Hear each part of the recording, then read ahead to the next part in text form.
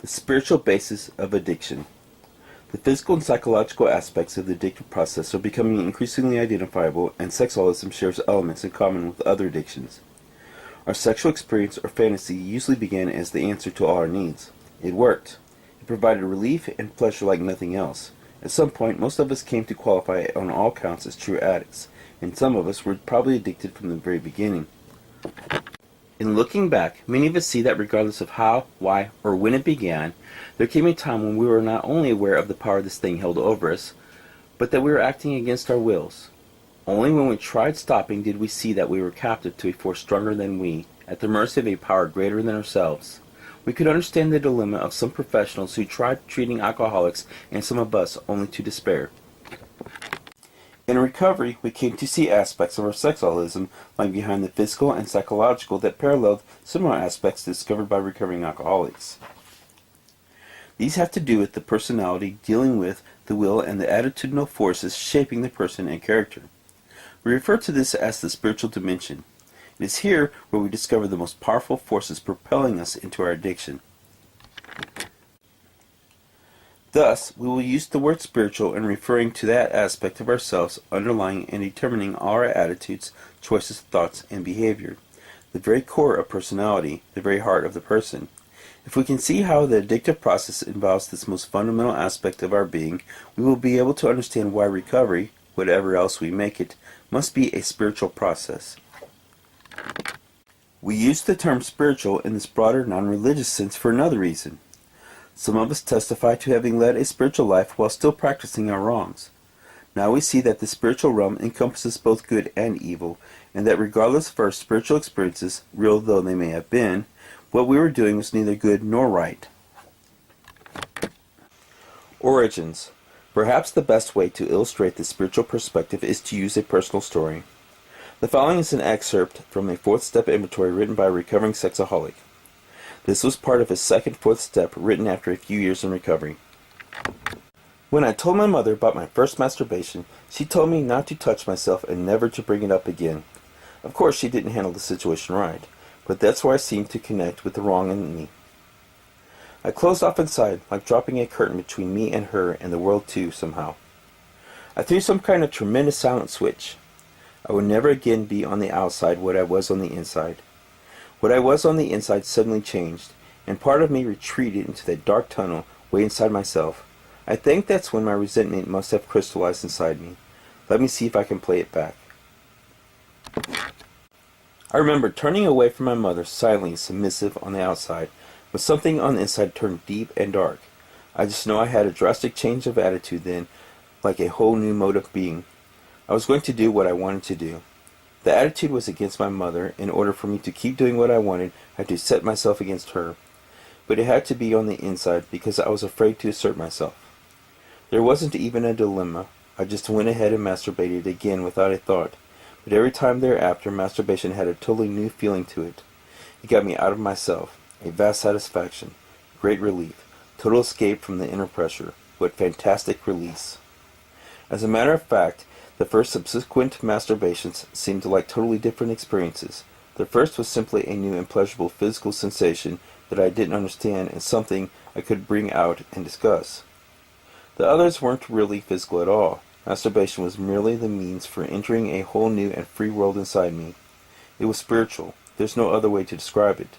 I really can't overstate this feeling. The physical was nice, but no big deal. But what a glorious discovery the other was. Let's see if we can dissect the sample of experience, isolating it from the sexual activity to see if we can discern a spiritual process at work in the development of addiction. Based on a real or imagined injury, we create and hold on to a wrong toward another. We choose to distort the truth. Rebellion and hence resentment are born. Perhaps a more inclusive term, sin, would be more appropriate.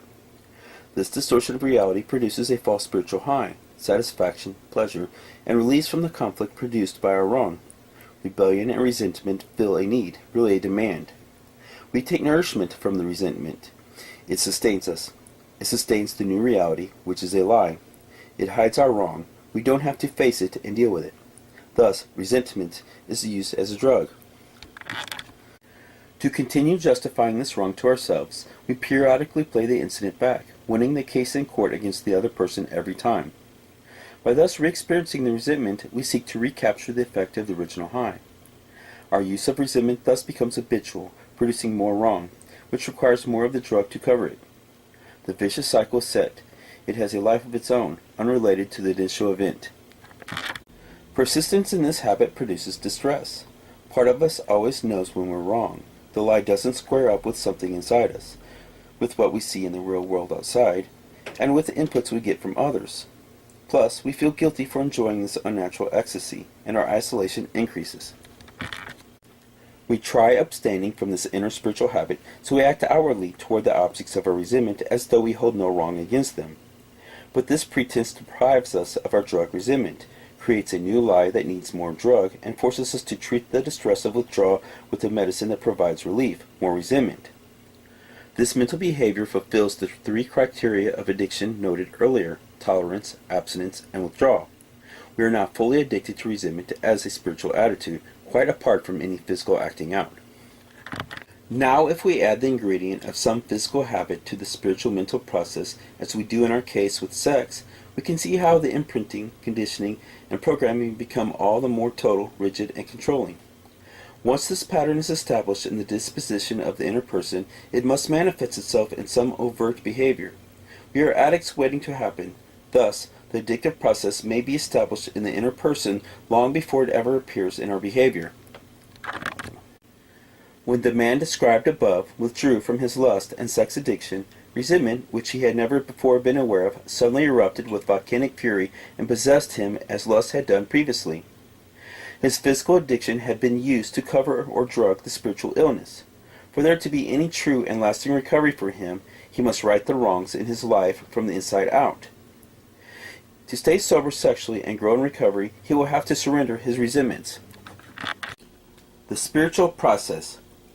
From the preceding example and what we know from the experiences of other recovering sexaholics, let us summarize the elements of the spiritual process underlying and fueling the addictive process.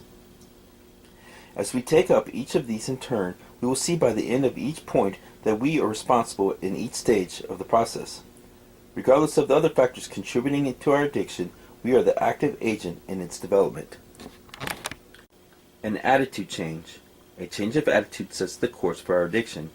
It is nothing less than a change of heart. It may take place suddenly or slowly over time, and it can happen at any time, though usually very early in childhood or adolescence.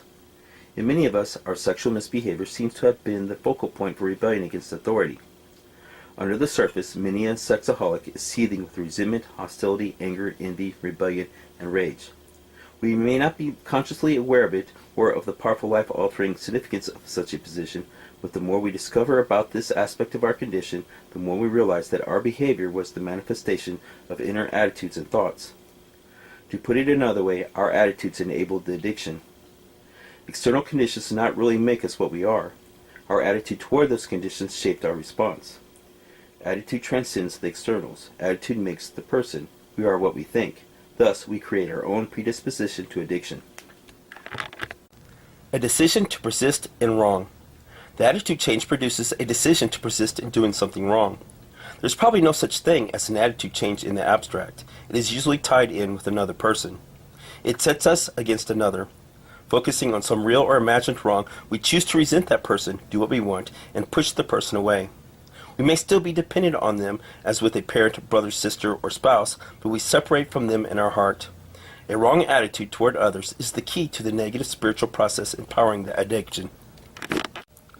The missing link between the original attitude change and the subsequent addiction is that the wrong attitude itself becomes an addiction.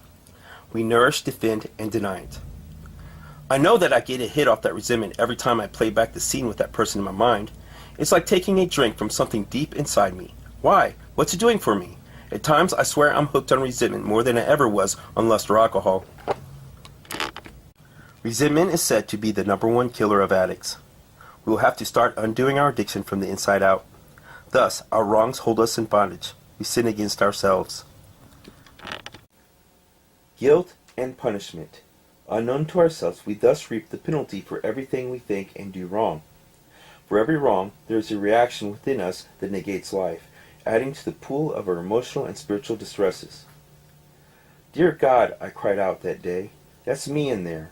I am what I think and do, every moral choice and attitude. Once I've let anything into that stream of my life, it's part of me, coursing through my whole life. Like a contagion, every negative deed and thought seeps into that stream, till I find myself reeking with this polluted waterway. Polluted me, polluting me." I never realized that I had been dragging my entire past with me. Every one of these people are still alive in my mind, and I'm reliving every one of these incidents, whether big or small. This cancer has been eating away at me my entire life. Thus, we defile and punish ourselves. Self-obsession.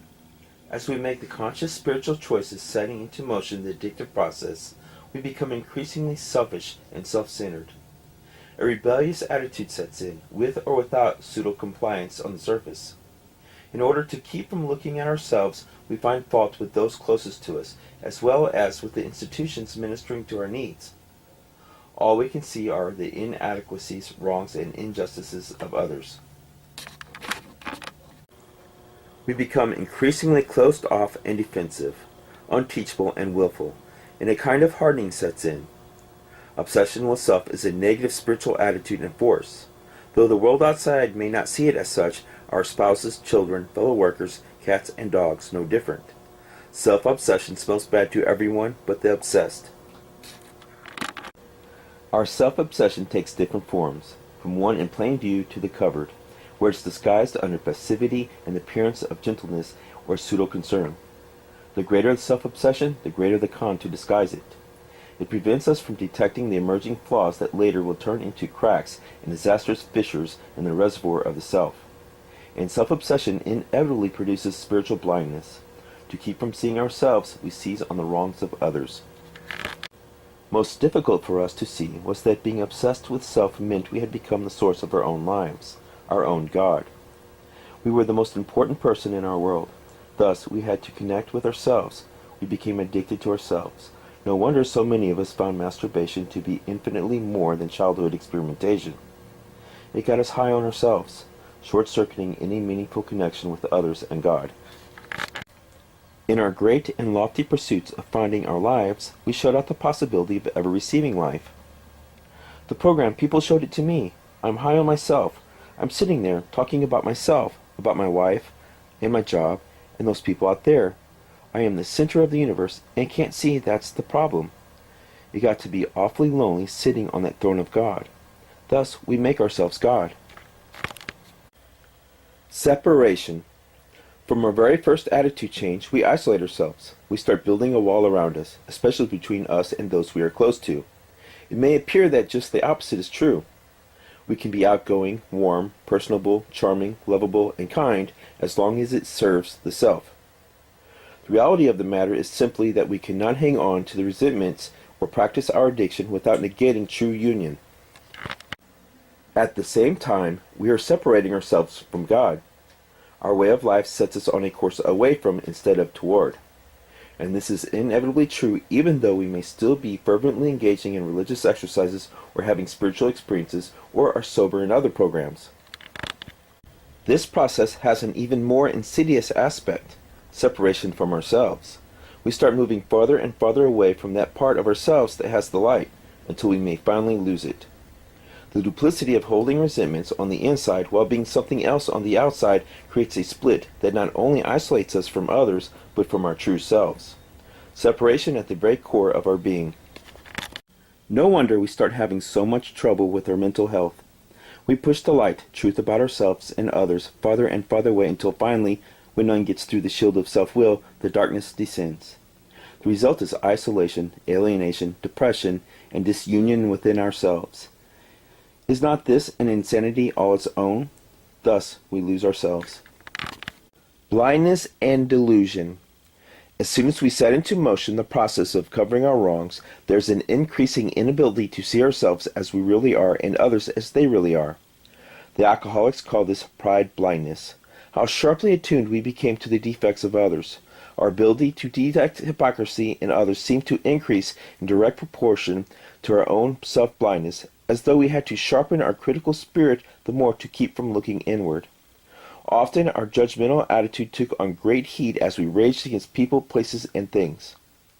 We could not see that we were half a dimension off, that the reality within us had shifted. We would never know the real truth about ourselves or others until we had a change of heart. We were particularly blind to the perception of our addiction. Even though part of us knew the habit controlled us, it was often the one thing in our lives that we thought we were controlling. This made letting go of the habit more difficult. The blindness starts as we deny the truth about our wrongs and hold on to the lie of our own rationalizations. Reality gets turned upside down. What is wrong becomes right because we're doing it. Self-obsession at work. This creates willful blindness, delusion, for which there is no cure except a change of heart. Well, I stepped out on the wife again last night, but it really didn't bother me as much this time. I didn't feel guilty. I simply won't let it affect our relationship. I couldn't do that, and as long as she doesn't know. The deterioration goes ever inward. Thus, many of us appear to be normal, healthy specimens with simply an emotional problem or two. We even fooled the professionals. No wonder so many of us thought of suicide.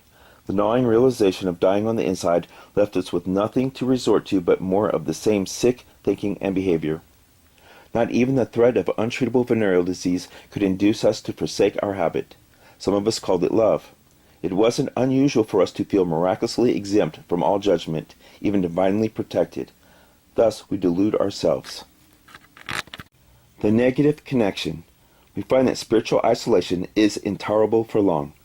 Nature abhors a vacuum. Self-obsession tries to fill this void since it is a closed-loop connection with the self. Another substitute connection within ourselves was masturbation, which often continued through marriage and other relationships as the normal experience. But our misconnection went deeper. It seems that with all our human drives, hunger, thirst, sex, power, and the like, the most basic is what we might call the person drive, the drive to have union with another. This drive must have its connection. Without this essential core of our being plugged in somewhere, life is unbearable. We can't just leave the plug of our soul dangling. We can't survive alone, cut off, disconnected. But most of us confuse the personal with the sexual, as though only the sexual aspect of this union would satisfy what essentially is a spiritual drive.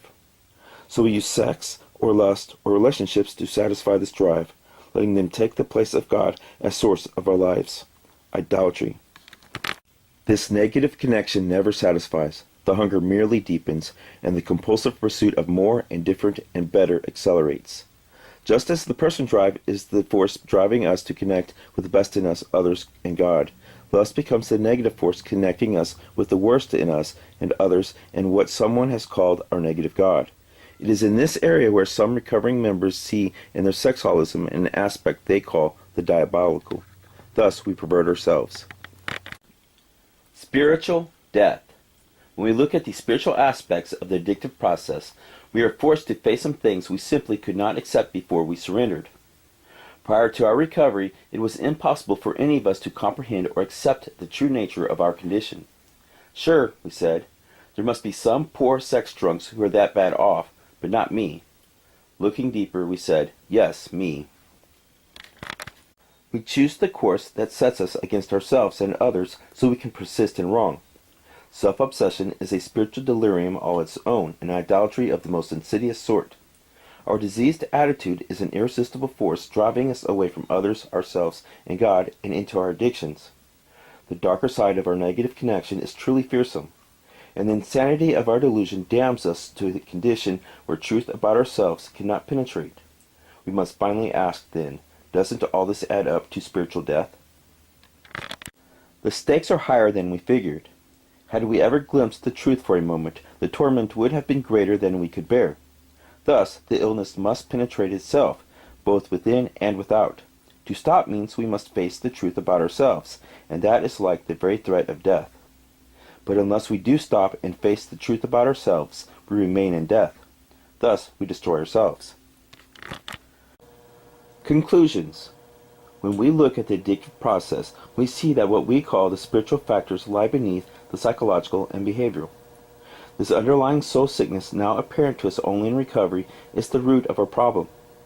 We are forced to certain conclusions. 1. Sexaholism is an addiction, and we sexaholics have the same basic characteristics as any other addicts, and perhaps some unique ones of our own.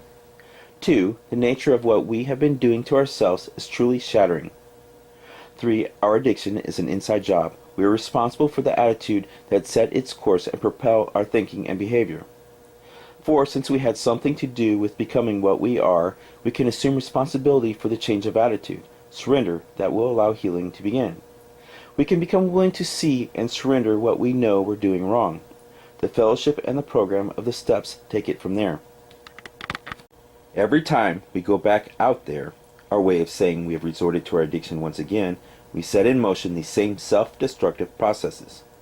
We start another countdown that leads to an end that progressively worsens. There's no way we can avoid restarting the self-destructive mechanism, and no knowing when we will reach that point of no return.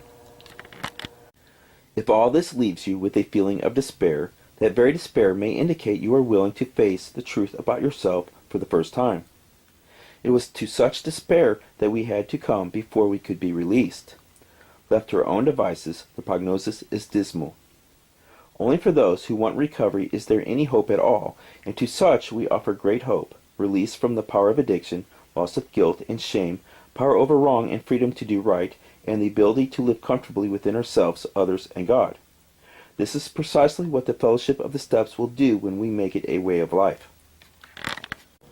But the hope we offer lies in a certain direction. Since sexaholism is essentially a spiritual process in its origin and development, it follows that the program of recovery giving us the best results is also essentially spiritual. Since our condition is characterized by the relentless progression of diseased attitudes, recovery for us lies in a profound change of attitude toward ourselves, others, and God, and in the righting of our wrongs. Thus, SA is a program of action from the inside out. You don't have to understand any of this to recover. If it has parted the veil of obscurity and misinformation cloaking our condition for only a brief glimpse inside, it will have served its purpose.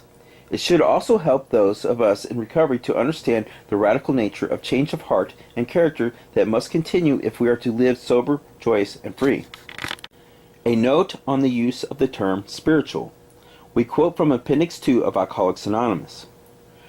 The terms spiritual experience and spiritual awakening are used many times in this book, which upon careful reading shows that the personality change sufficient to bring about recovery from alcoholism has manifested itself among us in many different forms.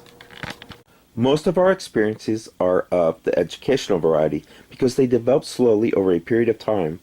Quite often friends of the newcomer are aware of the differences long before he is himself. He finally realizes that he has undergone a profound alteration in his reaction to life, that such a change could hardly have been brought about by himself alone. What often takes place in a few months could seldom have been accomplished by years of self-discipline. With few exceptions, our members find that they have tapped an unsuspected inner resource which they presently identify with their own conception of a power greater than themselves. Most of us think this awareness of a power greater than ourselves is the essence of spiritual experience. Our more religious members call it God consciousness. Most emphatically, we wish to say that any alcoholic capable of honesty facing his problems in the light of our experience can recover, provided he does not close his mind to all spiritual concepts. He can only be defeated by an attitude of intolerance or belligerent denial. We find that no one need have difficulty with the spirituality of the program. Willingness, honesty, and open-mindedness are the essentials of recovery, but these are indispensable. There is a principle which is a bar against all information, which is proof against all arguments, and which cannot fail to keep a man in everlasting ignorance.